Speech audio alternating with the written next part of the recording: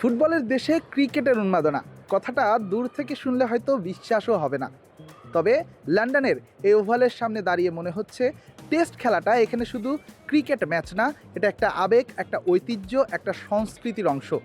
গায়ে জার্সি, হাতে ইংল্যান্ড কিংবা নিউজিল্যান্ডের পতাকা, একই সাথে মুখে হাসি নিয়ে হাজার হাজার দর্শক ছুটে আসছেন একটা টেস্ট ম্যাচ দেখতে, 5 দিনের টেস্টটা উপভোগ করতে। যেন একটা মেলা বসেছে এখানে, সেই মেলায় ছুটে আসছে হাজারো ভক্ত, হাজারো সমর্থক। ওভালে ইংল্যান্ড নিউজিল্যান্ডের টেস্ট ম্যাচের দ্বিতীয় দিনেও ফুল হাউস। আমি নিজে টিকিট কাটতে গিয়ে আসলে টিকিট পাইনি।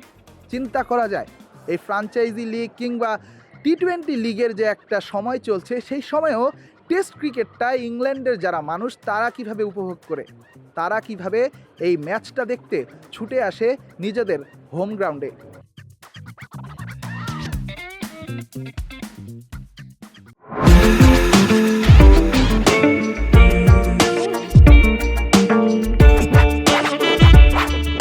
মূলত ইংল্যান্ডে বসেছে নারী টি-20 বিশ্বকাপের আসর, যেখানে বাংলাদেশও খেলছে এবং আমি সেটা কভার করতেই ইংল্যান্ডে এসেছি। বাংলাদেশের পরের খেলাটা সাউদাম্পটনে, কিন্তু এর মাঝে একদিনের ব্রেকে আমি আবারও লন্ডনে ফিরে এসেছি শুধু এই টেস্টটার জন্য। কারণ ওভালে একটা টেস্ট হচ্ছে, যে ওভালটা আসলে ক্রিকেট সংস্কৃতির একটা অংশ।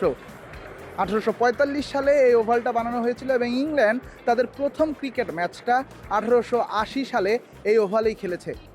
আমরা বিখ্যাত অ্যাশেজের কথা শুনি 1882 সালে, যেটাতে আসলে অস্ট্রেলিয়া ইংল্যান্ডকে হারিয়েছিল, তারপরেই যেটার নামকরণ করা হয়েছিল অ্যাশেজ। সেই ঐতিহ্যবাহী ওভালের টেস্ট দেখার যে লোভটা, সেটা আপনি সামলাবেন কিভাবে?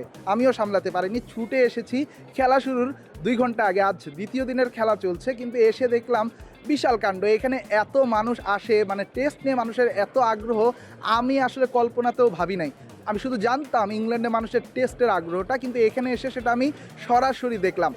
খেলা শুরুর এত আগে এখানে যেভাবে মানুষ ছুটে এসেছে, তারা যেভাবে আসলে ক্রিকেটটা উপভোগ করতে এসেছে, এটা আমাকে বিস্মিত করেছে। কারণ আমি শুধু জানতাম যে ইংল্যান্ডের মানুষ আসলে টেস্টটাকে এমনভাবেই উপভোগ করে, কিন্তু সেটা সরাসরি দেখার যে ইচ্ছাটা সেটা আমার ছিল। যদিও আমার ভেতরে যাওয়ার ইচ্ছা ছিল, যেটা আমি আপনাদের প্রথমেই বলছিলাম, আমি টিকিট কাটার চেষ্টা করেছি কিন্তু টিকিট পাইনি। কারণ আজকে ফুল হাউস, টেস্টের দ্বিতীয় দিন চলছে। দ্বিতীয় দিনেও কিন্তু একটা টিকিটও বাকি নেই যে মানুষ এসে টিকিট কেটে খেলাটা দেখবে। হয়তোবা আমি ভুলটা করেছি, যেহেতু আমি বেশ কিছুদিন আগে এসেছি, আমি যদি আগে থেকে টিকিটটা কেটে রাখতাম হয়তোবা ম্যাচটা দেখারও সুযোগ আমার হতো। তারপরে এই ওভাল নিয়ে কিছু কথা আসলে আপনাদের বলতে চাই। এখানে আসলে একজন সিকিউরিটির সাথে কথা হচ্ছিল, সে আমাকে জানিয়েছে যে আসলে এখানে টেস্টটা মানুষ উপভোগ করে, একই সাথে এই দিনটা তারা, এই 5টা দিন তারা আসলে পিকনিকের মতো উদযাপন করে। তারা খুব সকালে চলে আসে, কারণ লন্ডন শহরে বা এর আশেপাশে কিন্তু খুব একটা বিচ নেই, যে কারণে তারা এখানে এই সামারে যখন টেস্টগুলো হয় তারা এখানে ছুটে আসে এবং তারা কিন্তু সানস্ক্রিন নিয়ে আসে, সানবাথটা তারা এখানে নেওয়ার চেষ্টা করে এবং সবার ব্যাগে আসলে খাবার থাকে। পুরো দিনটাকে তারা পিকনিকের মতো উদযাপন করে। কেউ হয়তো বা বিয়ার হাতে আসে, কেউ হয়তো বা বন্ধু বান্ধব নিয়ে আসে, কেউ হয়তো বা ফ্যামিলি নিয়ে আসে এবং তারা নাচ গান বাজনা সব কিছুই চলে।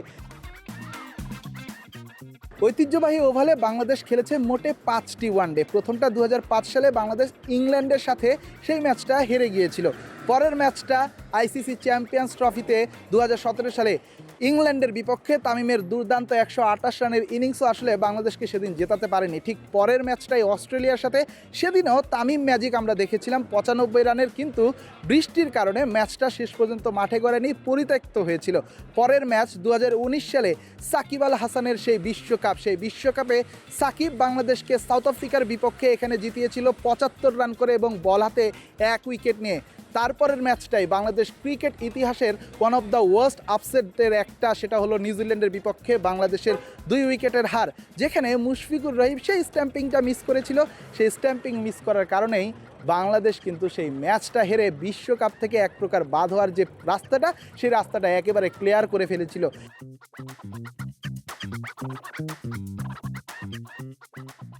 তবে ওভালে এসে সবচেয়ে অবাক করেছে কোন বিষয়টা জানেন? লোকাল সময় ঠিক 11টায় ম্যাচটা শুরু হয়েছে। 11টার আগ পর্যন্ত এই যে হাজার হাজার মানুষ রাস্তায় আপনারা দেখেছেন, তারা 11টার দিক সবাই আসলে ভিতরে প্রবেশ করেছে এবং তারা টেস্টের একটা বলও আসলে মিস করতে চায় না। এমন একটা সংস্কৃতি এদেশের মানুষের মধ্যে রয়েছে। বাংলাদেশ দলটাও রিসেন্টলি টেস্টে খুব ভালো করছে। তবে দল ভালো করলেই কি হবে? দেশের মানুষ অর্থাৎ ক্রিকেট ভক্তদের মাঝেও টেস্ট সংস্কৃতিটা ধারণ করতে হবে। তাহলেই তো ক্রিকেটাররা অনুপ্রাণিত হবে, তাহলেই তো দেশের ক্রিকেট অর্থাৎ টেস্ট ক্রিকেটটা এগিয়ে যাবে। ক্যানিংটন পার্কের ওভাল স্টেডিয়াম থেকে Redwan Shaon, star play, London.